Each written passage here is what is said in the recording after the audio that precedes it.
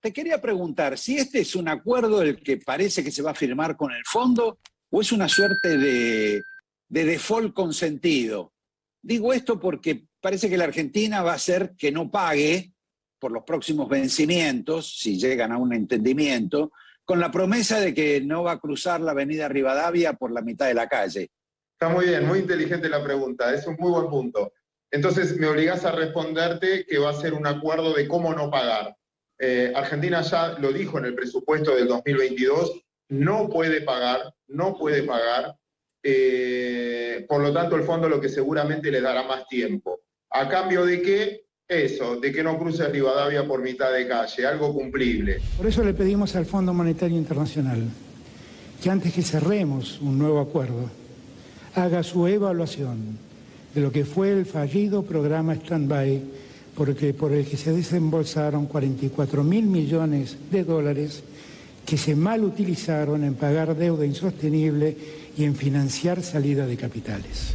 Esto que dice Alberto Fernández, en la calle se considera una especie de joda del presidente, ¿no?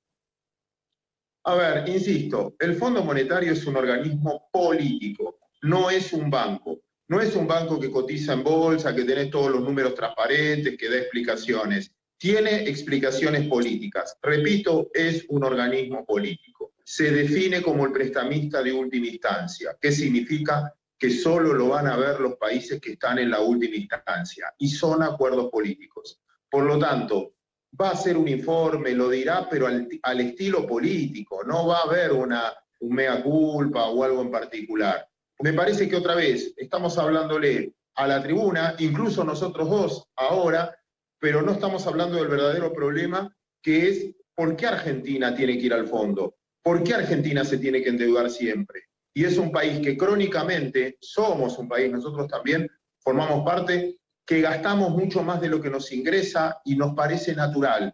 Y nos parece que todo el mundo nos tiene que financiar y nos parece que todo el mundo nos tiene que entender. Mientras que no discutamos la raíz del problema, que es el déficit fiscal, el resto es para los medios, es para la gente, pero no estamos resolviendo los problemas. Me queda pendiente que pasado mañana seguramente o el miércoles el fondo va a sacar un comunicado diciendo, bueno, lo que vos enunciás. Y en simultáneo la Argentina va a tener que suspender esas amenazas de juicio que dijo que le iba a hacer a Macri en algún sentido, pero fundamentalmente al fondo, porque este es un país tan raro donde querés enjuiciar al tipo que te presta la plata.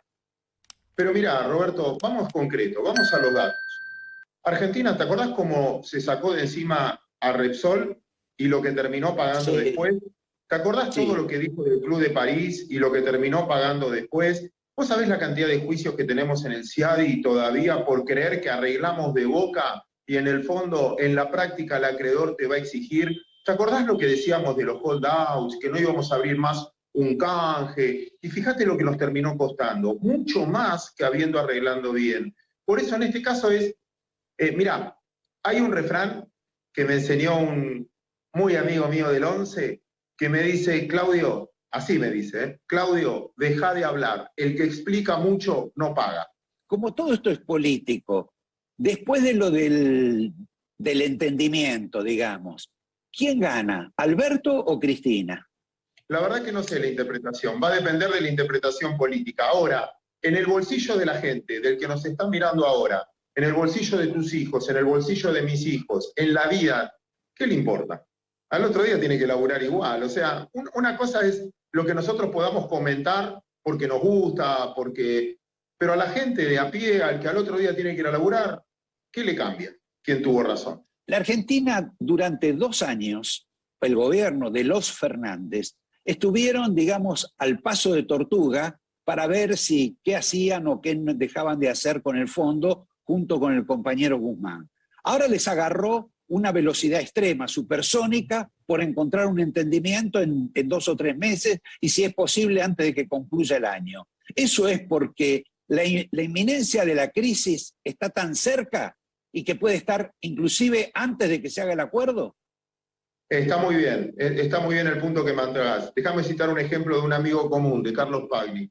Carlos Pagni siempre dice que va un tipo al dentista y le dice, te tenés que cambiar la muela, te tenés que arreglar la muela. ¿Por qué? Porque si no lo haces te va a doler. Ah, entonces vengo cuando me duela.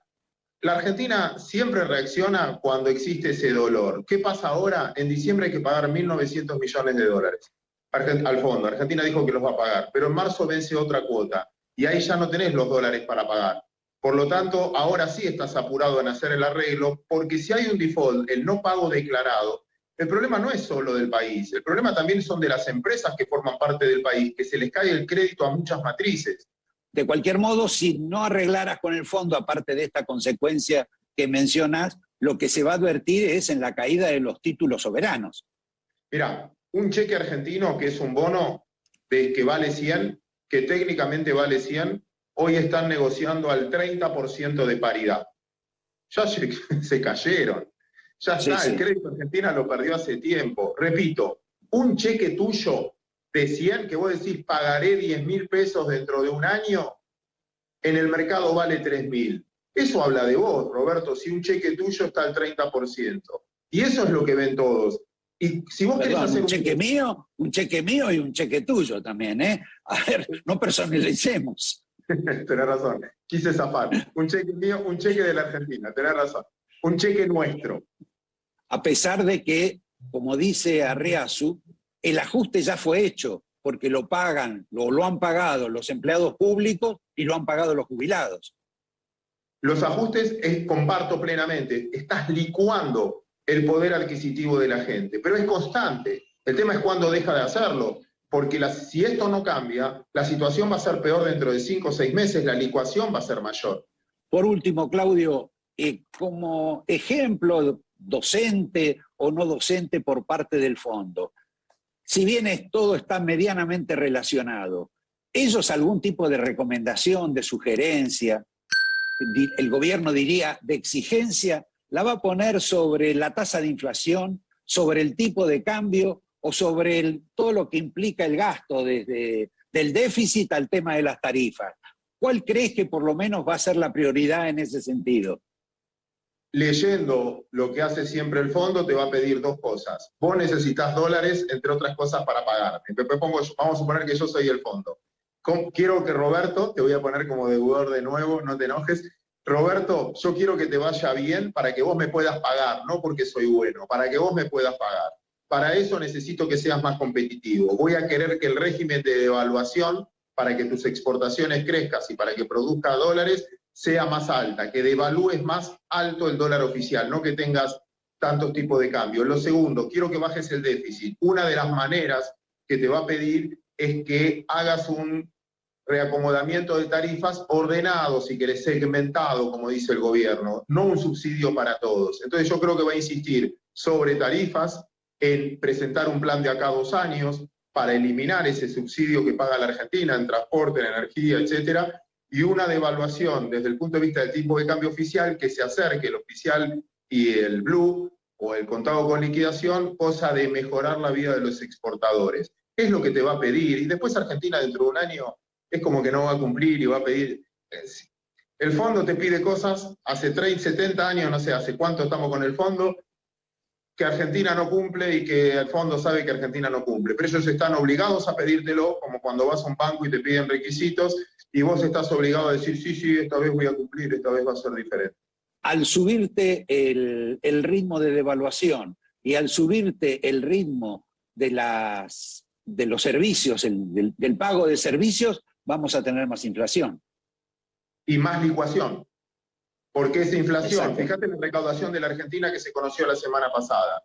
La inflación en ese caso pasó a ser un aliado del gobierno porque en parte aumenta su recaudación. Y el que paga ese costo encubierto es el jubilado, el empleado público, todos nosotros finalmente. Y después es un tema reputacional, es un tema mucho más complicado, es un tema moral. Y para mí es relevante el tema moral, en términos de dónde y con quién haces negocios. Roberto, voy a lo mismo. Suponete que yo te debo plata a vos ahora. Yo te debo plata a vos. ¿Está bien? Sí. Y yo te tengo que devolver. Es hora que lo reconozcas al aire, en público. Uy, quedó grabado, qué mal ejemplo. Bueno, pero al lado está, no sé, Ariel, o tu hijo, o el productor. Está Ariel. y escucha como yo te digo, Roberto, no te voy a devolver porque hiciste mal en prestarme, culpa tuya por prestarme. Y después me doy vuelta, Ariel, ¿me prestás plata? Y va a escuchar que yo te insulto a vos. ¿Vos te crees que Ariel me va a prestar plata? De ahí con lo que decís y con lo que te despido, es que te debe parecer o te debió parecer medio inapropiada la frase esa de Pelle diciendo que había que estar loco para comprar dólares en el mercado no oficial a 200 pesos. Yo siempre insisto, Roberto, que el precio es un estado de ánimo, no hay un valor técnico de las cosas. Ejemplo, siempre pongo el mismo y perdón. ¿Cuánto vale un botecito? No sé, $10.000. ¿Cuánto vale el botecito al lado del Titanic? No tiene precio. Desde la borda de este barco y viendo el témpano venir, te mando un gran abrazo.